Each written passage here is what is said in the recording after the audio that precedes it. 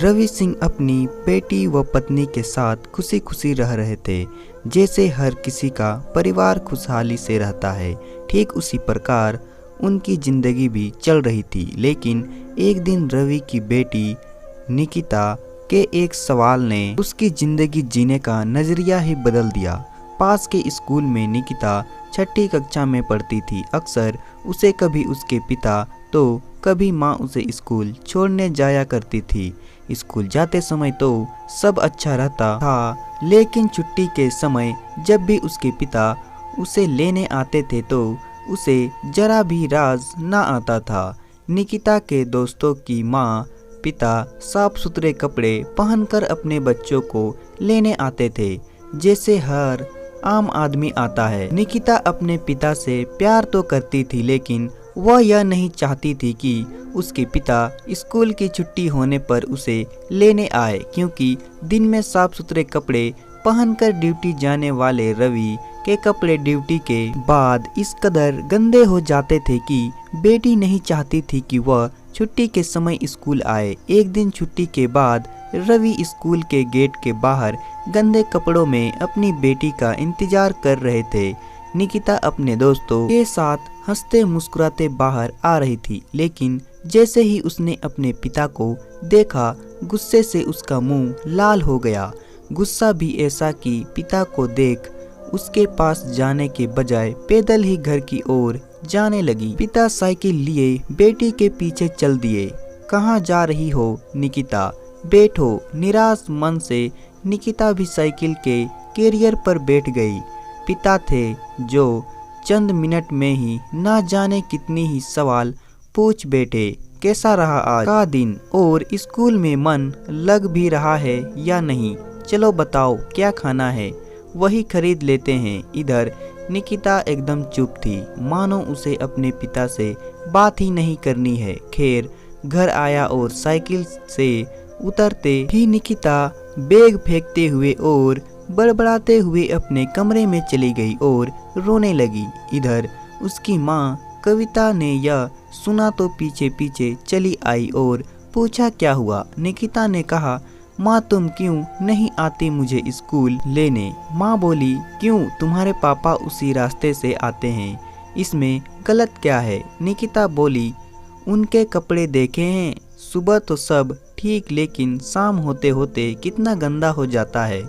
मेरे सभी दोस्तों के पापा साफ सुथरे कपड़े में आते हैं। कई बार तो मेरे दोस्त पापा को देखकर मेरा मजाक उड़ाते हैं। माँ तुम ही आया करो ना।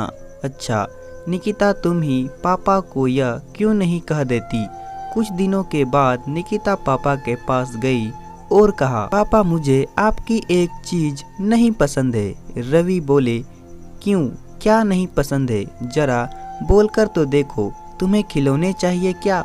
निकिता ने कहा, नहीं पापा, मुझे आपके वह गंदे कपड़े नहीं पसंद। सुबह तो आप घर से साफ कपड़ों में ही निकलते हैं, लेकिन दोपहर होते होते आपके कपड़े इस कदर गंदे हो जाते हैं कि मेरे दोस्त आपको देख मुझे चिढ़ाते हैं। रवि बोले, अरे बेटी, तो यह बात है, क्या कहूँ, मेरी काम ही कुछ ऐसा है। निकिता बोली, पापा आप ऐसा क्या करते हैं कि शाम होते होते आपके कपड़े गंदे हो जाते हैं? रवि, तुम्हारी उम्र बहुत छोटी है, मैंने सोचा थोड़ी और बड़ी हो जाओ तब बताऊंगा, लेकिन नहीं, अब बता ही देना चाहिए।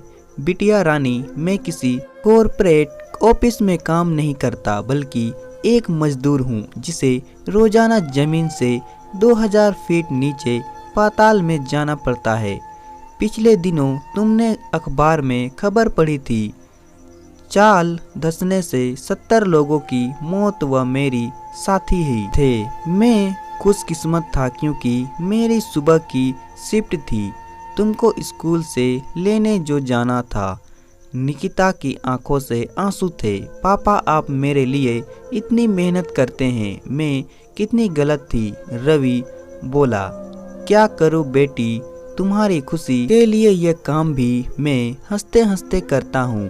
इतने में पीछे खड़ी बाप बेटी की बातें सुन रही कविता बोली, निकिता तुम्हें पता भी है तुम्हारे पापा घर से निकलते तो हैं, लेकिन उन्हें यह पता भी नहीं होता कि घर लौटेंगे भी या नहीं। मैं जानती हूँ कि कितनी मुश्किल से वह हमारे लिए पैसे कमा रहे हैं। जमीन की गहराई में जाकर वह कोयला निकालते हैं। यही वजह है कि तुम्हारे पापा के कपड़े गंदे हो जाते हैं। वहाँ गर्मी भी इतनी है कि हम लोग एक पल भी वहाँ ना रह पाए। डर इस बात का बना रहता है कि चाल कभी भी धंस सकती है। लोग डर के साए में काम करते हैं। अगले दिन छुट्टी के वक्त पापा रोजाना की तरह स्कूल के गेट के बाहर गंदे कपड़े में खड़े थे, लेकिन इस बार निकिता उनसे नजरें चुराने के बजाय जाकर उसके गले से लिपट गए। तो दोस्तों, कहानी पसंद आए तो वीडियो को लाइक करें और साथ ही साथ चैनल को सब्सक्राइब भी कर दें।